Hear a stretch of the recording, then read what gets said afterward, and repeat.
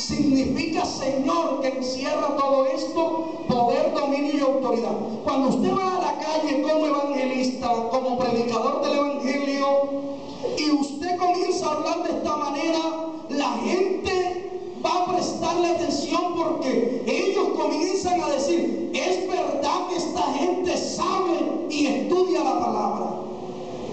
A su nombre, gloria. Entonces, aleluya, gloria a Dios, gloria al Señor.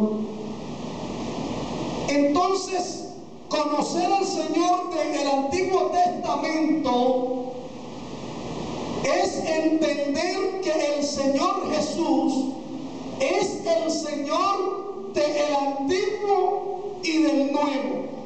En el Antiguo Él se manifestó en espíritu, pero en el Nuevo tomó forma de siervo.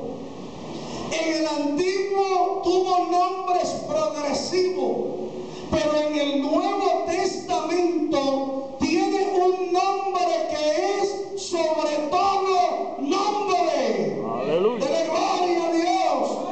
En el Antiguo Testamento Él usó sus manifestaciones